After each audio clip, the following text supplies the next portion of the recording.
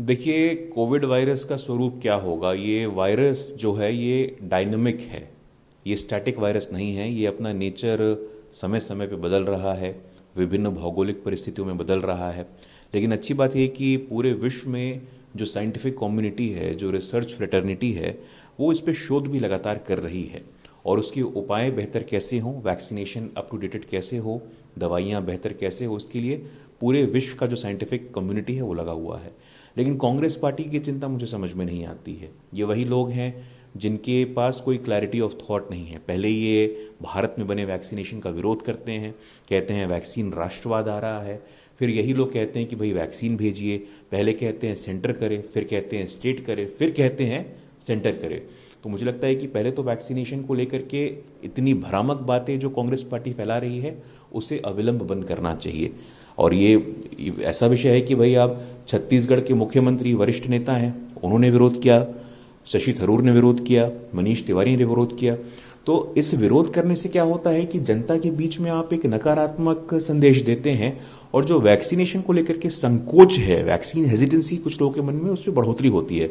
तो कांग्रेस पार्टी का यह दोहरापन या दोहरा मापदंड या हिपोक्रेसी कहिए, ये उचित नहीं है। कम से कम इस संकट काल में साथ आकर के समन्वय के साथ काम कैसे करें, राजनीति से परे, उसकी चिंता हमारे लिए अभी सर्वोच्च प्राथमिकता होनी चाहिए। केंद्र ने वेस्ट बंगाल के पूर्व मुख्य सचिव, अब वहां के सीएम के मुख्य सलाहकार अल्पन बंदोपाध्याय को कारण बताओ नोटिस जारी किया है। 3 दिन में जवाब नहीं मिला तो प्राथमिकी की संभावना बताइए। देखिए, 2 बातें हैं। पहला तो जो केंद्र के द्वारा ये स्टेप लिया गया है, ये सिविल सर्विसेज रूल्स के हिसाब से लिया गया है, संविधान के धारा 310, 311 के तहत लिया गया है।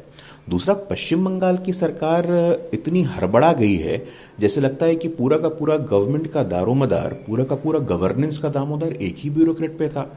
यही दुर्भाग्य है कि लोकशाही में, लोकतंत्र में, जहां जनता के द्वारा भेजे गए प्रतिनिधियों की सर्वोच्च आवश्यकता होती है, उनके ऊपर जिम्मेवारी होती है, सारा का सारा काम जनप्रतिनिधियों के द्वारा अफसरों को डेलीगेट कर देना, ये उचित नहीं है। और हम लोग देखा भी कि किस प्रकार पिछले 10 वर्षों में सामाजिक आर्थिक इंडिकेटर्स पे पश्चिम बंगाल कैसे विफल रहा है। और एक ऑफिसर पे इस प्रकार की निर्भरता, ये दर्शाता है कि उनकी एक इनएफिशिएंट और नॉन परफॉर्मिंग लीडरशिप है। पीएनबी ऋण धोखाधड़ी मामले में वांछित भगोड़े व्यवसायी मेहुल चोकसी के प्रत्यर्पण मामले में सुनवाई के लिए सीबीआई, ईडी और विदेश मंत्रालय की 8 सदस्यीय टीम डोमिनिक में डेरा डाले हुए हैं। देखिए, हम लोग आश्वस्त हैं, और जब से 2014 से आदरणीय प्रधानमंत्री जी ने दारोमदार संभाला है, तब से हम लोगों का एक क्लीन गवर्नेंस, ट्रांसपेरेंसी और जीरो टॉलरेंस फॉर करप्शन, ये हमारे लिए एक कमिटमेंट का स्वरूप है।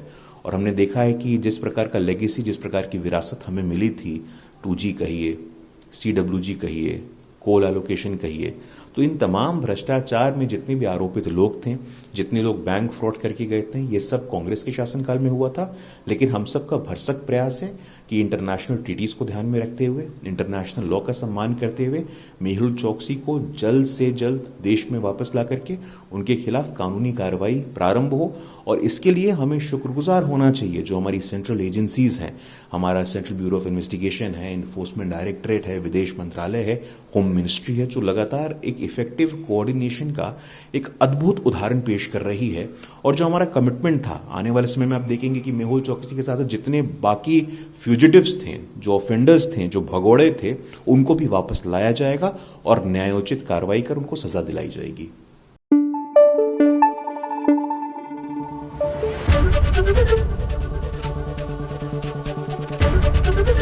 एबीपी न्यूज आपको रखे आगे।